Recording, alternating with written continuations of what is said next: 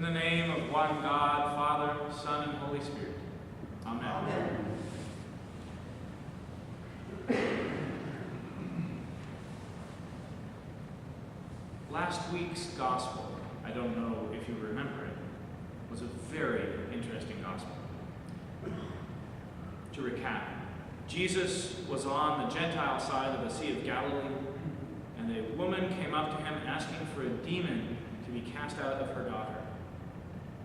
She was a Syrophoenician Gentile, so she was not at all of Jesus' tribe.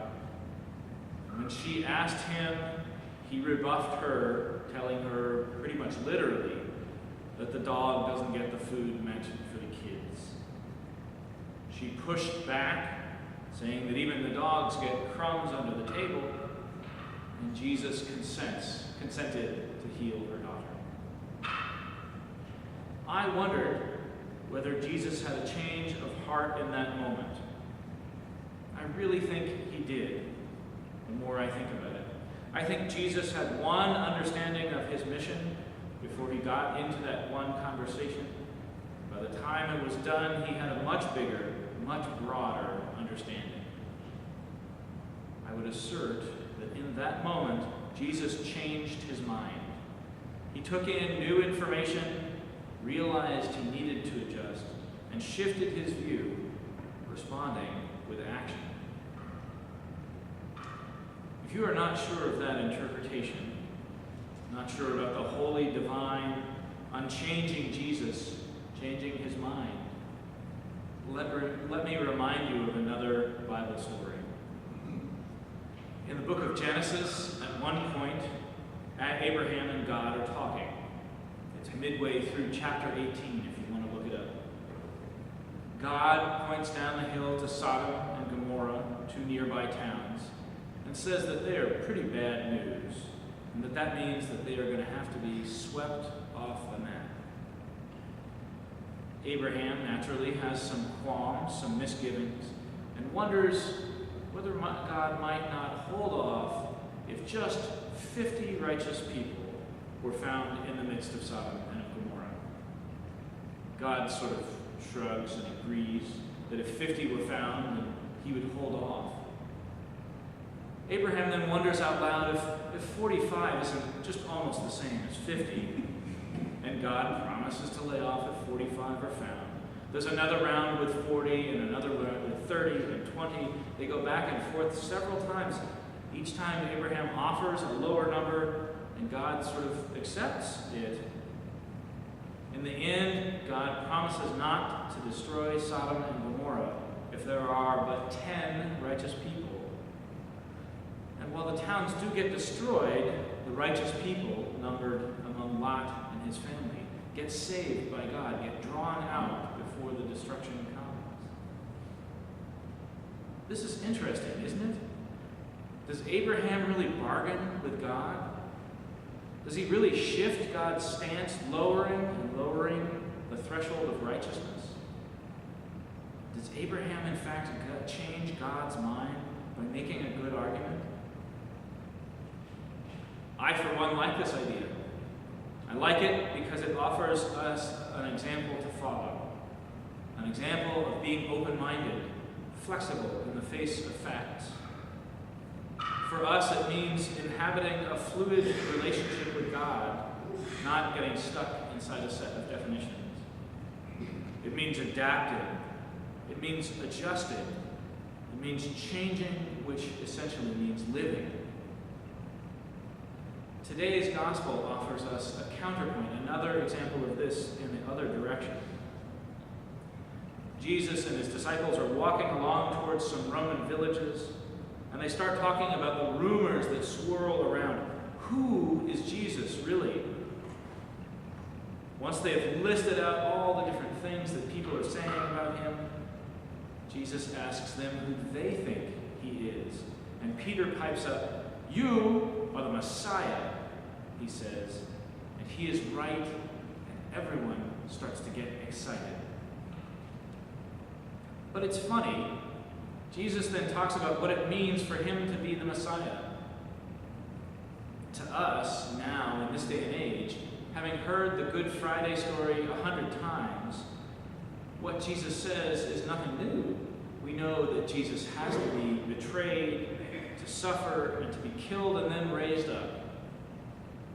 But let me tell you, this was astoundingly new to those people traveling with Jesus. You see, the understanding then was the Messiah was meant to come and right all the wrongs, bringing peace for the Israelites. At that point in time, it meant clearing out the Roman army occupying Jerusalem and the rest of Israel. It meant riding in majesty and strength, conquering through power. So when Jesus confirms what Peter says, that he is the Messiah, Peter can only be thinking one thing: the army is coming, we are going to knock heads and right wrongs, let's get going. So then, when he hears all this stuff about the Messiah being rejected and suffering and even being killed, Peter says, no, that is not the way it works. And Jesus rebukes him for it. Interestingly, at the time that the Gospel of Mark was coming together, the Israelites were in open and violent revolt against their Roman occupiers. They were being put down pretty successfully. That the rebellion was failing made it clear to those listening to the Gospel of Mark in those early days that Jesus was not the militaristic, powerful Messiah people expected. If he had been, he would have handily removed the Romans from the land of Israel. So if Jesus is not this all-powerful conqueror storming in to rescue Israel, what kind of Messiah is he? How exactly does he bring that long-promised peace to the world?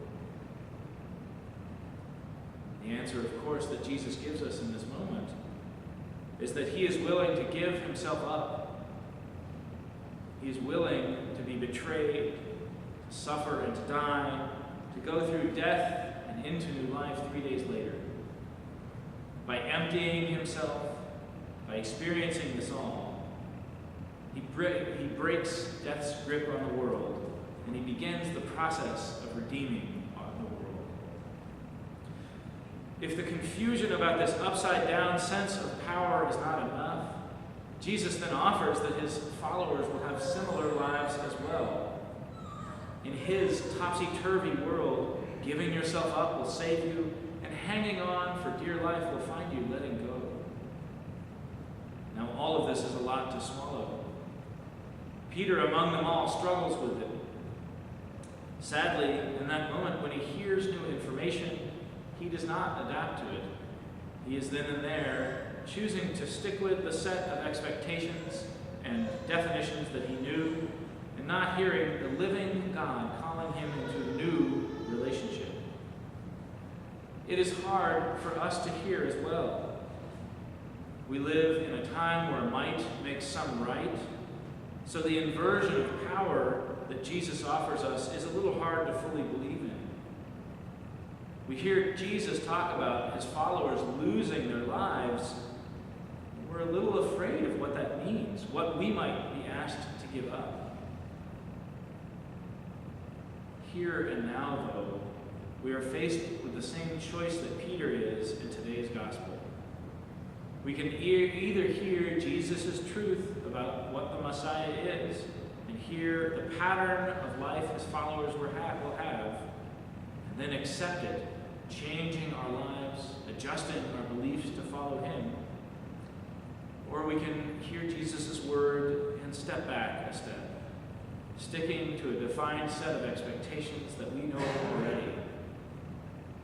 But remember Peter's poor example from this week and Jesus' good example from last week. Engage in the relationship. Be willing to hear something new and to let it change you.